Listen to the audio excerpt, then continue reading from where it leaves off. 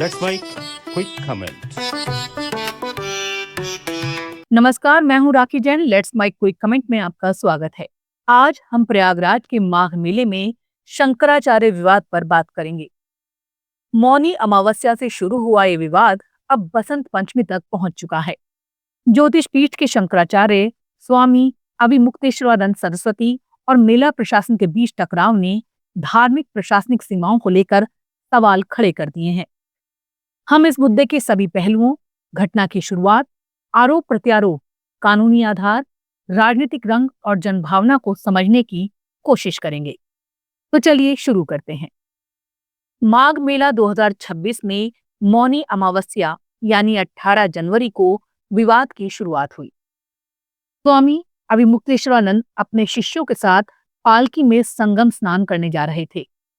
मेला प्रशासन ने उन्हें रोक दिया क्योंकि संगम नोज एरिया संवेदनशील जोन घोषित था और वहां पालकी या वाहनों की अनुमति नहीं थी। शंकराचार्य के शिष्यों का आरोप है कि पुलिस ने उनके साथ बदसलूकी की, धक्का मुक्की की और बुजुर्ग संतों को भी नहीं बख्शा। शंकराचार्य ने स्नान छोड़ दिया और शिविर के बाहर धरना शुरू कर दिया। उन्होंने कहा कि जब तक प्रशासन माफी नहीं मांगेगा तब तक बसंत पंचमी का स्नान नहीं करेंगे। मेला प्रशासन ने 19 जनवरी को पहला नोटिस जारी किया, जिसमें कहा गया कि बिना अनुमति पालकी लेकर प्रतिबंधित क्षेत्र में जाने से भीड़ प्रबंधन और सुरक्षा को खतरा हुआ। 20 जनवरी को दूसरा नोटिस भेजा गया, जिसमें सुप्रीम कोर्ट के आदेश का हवाला देकर पूछा गया कि आप खुद को ज्योतिष पीठ के शंकराचार्य कैसे कह रहे हैं, जब पट्टाभिषेक का मामला अदालत में विचाराधीन है। नोटिस में 24 घंटे में जवाब मांगा गया और चेतावनी दी गई कि संतोषजनक जवाब न मिलने पर मेला क्षेत्र में स्थायी प्रतिबंध लग सकता है। प्रशासन का कहना है कि नियमों का पालन है, न कि कोई व्यक्तिगत हमला। शंकराचार्य पक्ष ने जवाब में कहा कि उनका पट्टाभिषेक सुप्रीम कोर्ट के आदेश से पहले हो चुका था।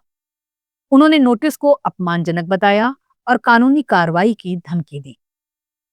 शिष्यों ने आरोप लगाया कि पुलिस ने उन्हें लाठियां दिखाई और धमकाया। ये विवाद ज्योतिष पीठ के शंकराचार्य पद को लेकर लंबे समय से चले आ रहे कानूनी विवाद से जुड़ा है। सुप्रीम कोर्ट में पट्टाभिषेक पर रोक है, लेकिन स्वामी अभिमुक्तेश्वरानंद खुद को वैद्य शंकराचार्य बताते हैं। इस मुद्दे ने धार्मिक और राजनीतिक रंग ले लिया है। विपक्षी दल इसे सनातन धर्म पर हमला बताता है। जगत गुरु रामभद्राचार्य ने कहा कि पालकी में स्नान गलत है और प्रशासन का कदम सही है।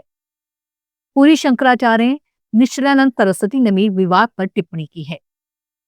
मुख्यमंत्री योगी आदित्यनाथ ने कहा कि कुछ लोग काशी और सनातन को बदनाम करने में लगे हैं।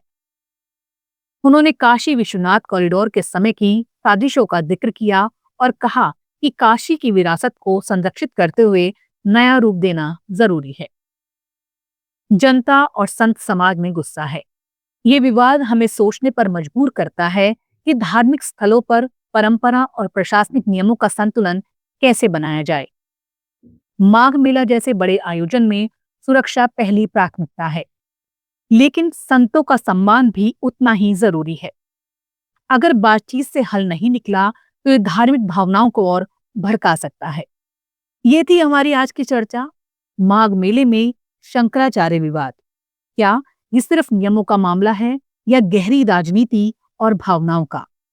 आपकी राय हमारे लिए महत्वपूर्ण है। कमेंट करके जरूर बताएं। अगली बार फिर मिलेंगे किसी नए मुद्दे पर।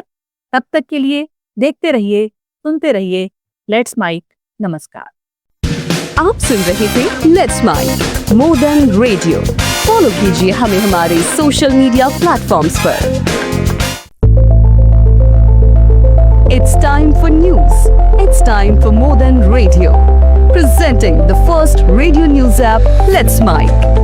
Let's Mic, a news-based app on your phone where you get to watch and listen news, talk shows, interviews, radio show podcasts. On Let's Mic, you get all relevant information of TV, print, radio, podcast, and digital. Let's Mic talks about every segment of life.